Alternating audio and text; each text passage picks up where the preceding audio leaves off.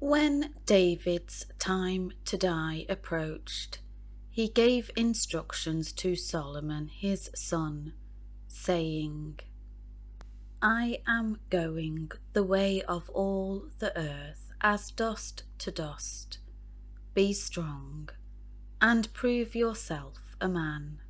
Keep the charge of the Lord your God, that is, fulfill your obligation to walk in his ways, keep his statutes, his commandments, his precepts, and his testimonies, as it is written in the law of Moses, so that you may succeed in everything that you do, and wherever you turn, so that the Lord may fulfill his promise concerning me, saying, if your sons are careful regarding their way of life, to walk before me in truth, with all their heart and mind, and with all their soul, you shall not fail to have a man descendant on the throne of Israel.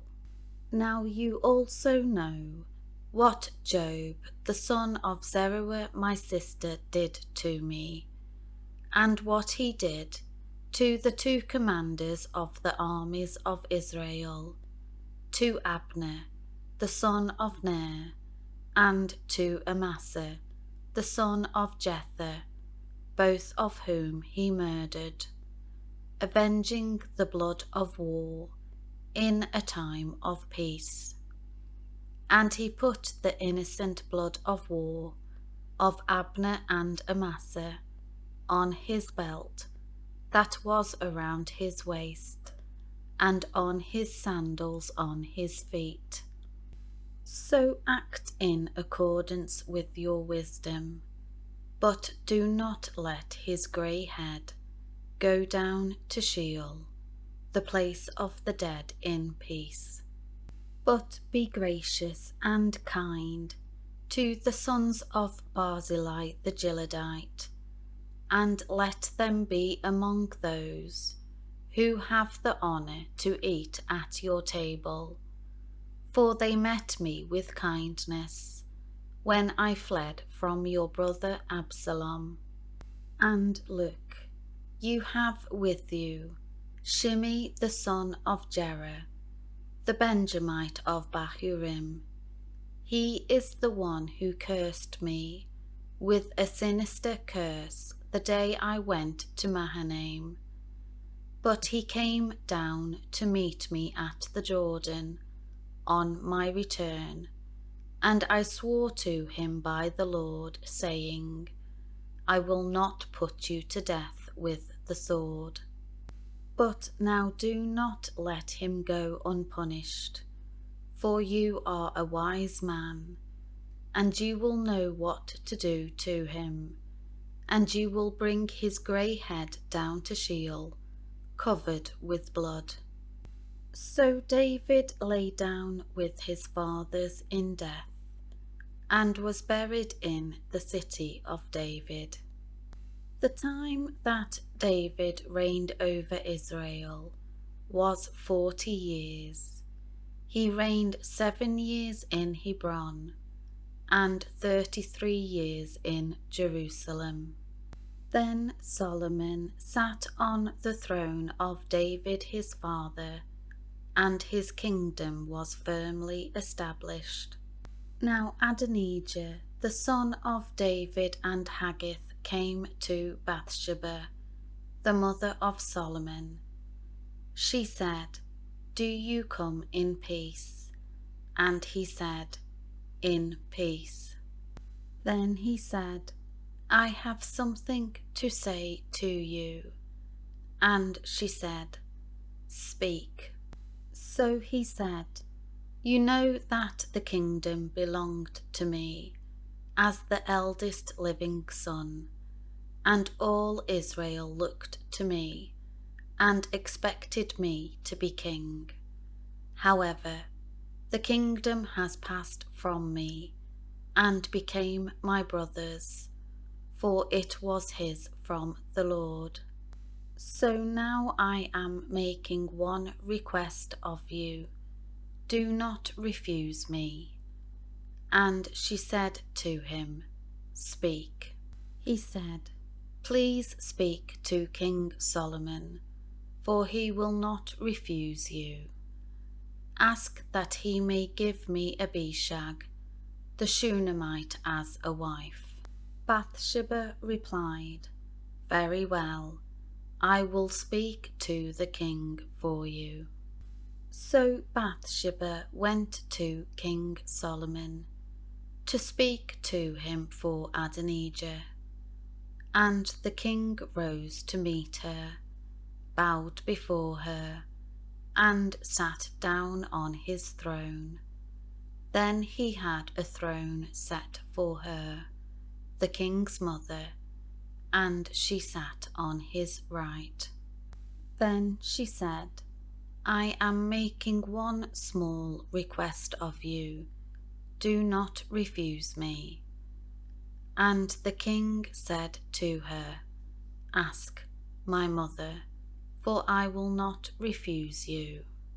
So she said, Let Abishag the Shunammite be given to your brother Adonijah as a wife.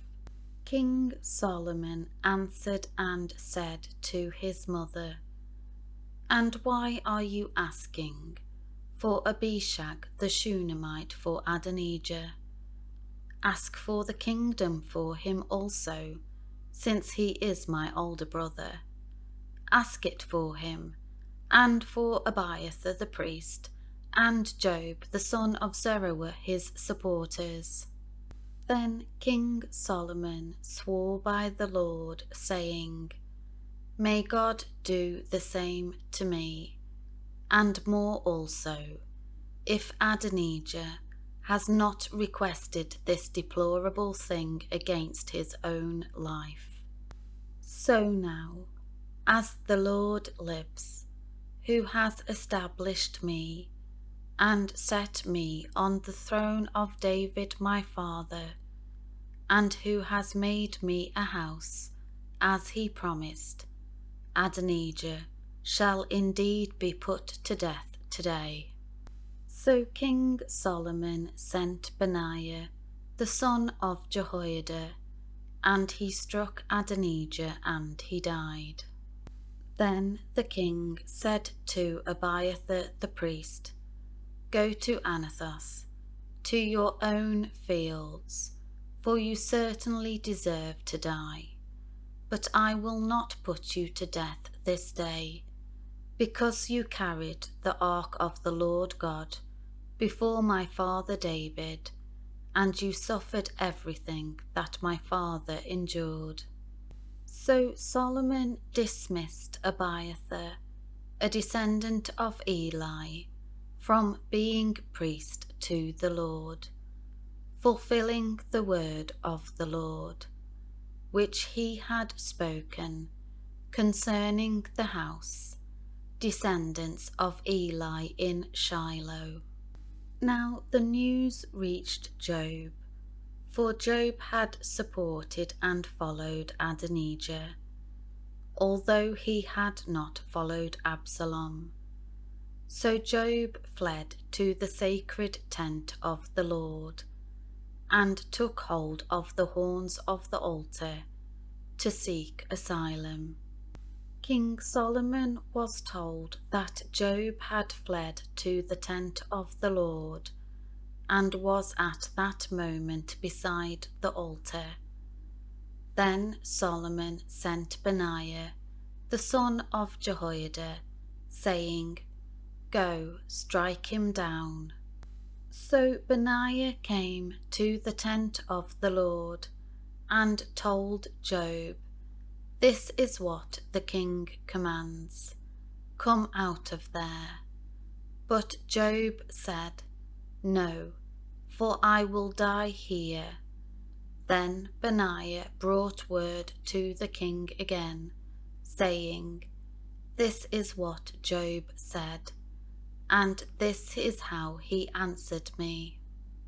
The king said to him, "Do as he has said, strike him down and bury him, so that you may remove from me and from my father's house the innocent blood which Joab shed. The Lord will return his bloody deeds upon his own head, because he struck down 2 men more righteous and honourable than he, and killed them with the sword, without my father David knowing, Abner the son of Ner, commander of the army of Israel, and Amasa the son of Jether, commander of the army of Judah. So shall their blood return on the head of Joab, and the heads of his descendants forever. But for David, his descendants, his house, and his throne, may there be peace from the Lord forever." So Benaiah the son of Jehoiada went up to the tabernacle, and struck and killed Joab, and he was buried at his own house in the wilderness of Judah. The king appointed Benaiah the son of Jehoiada over the army in Joab's place, and appointed Zadok the priest in place of Abiathar. Now the king sent word and called for Shimei, and said to him, "Build yourself a house in Jerusalem and live there. Do not go from there to any other place. For on the day you leave and cross over the brook Kidron, know for certain that you shall surely die. Your blood shall be on your own head." Shimei said to the king, "The word ruling is good. As my lord the king has said, so will your servant do." So Shimei lived in Jerusalem for many days. But it happened after 3 years that 2 of Shimei's servants ran away to Achish the son of Maacah, the king of Gath. And Shimei was told, "Behold, your runaway servants are in Gath." So Shimei arose, saddled his donkey, and went to Gath, to King Achish to look for his servants. And Shimei went, and brought them back from Gath. Now Solomon was told that Shimei had gone from Jerusalem to Gath, and had returned. So the king sent word, and called for Shimei, and said to him, "Did I not make you swear by the Lord, and solemnly warn you, saying, Know for certain that on the day you leave Jerusalem and go anywhere, you shall surely die? And you said to me, The word ruling I have heard is good. Why then have you not kept the oath of the Lord and the command which I gave you?" The king also said to Shimei, "You are aware in your own heart of all the evil you did to my father David. So the Lord shall return your evil on your own head. But King Solomon shall be blessed, and the throne of David shall be established before the Lord forever." So the king commanded Benaiah, the son of Jehoiada, and he went out and struck down Shimei, and he died. So the kingdom was established in the hands of Solomon.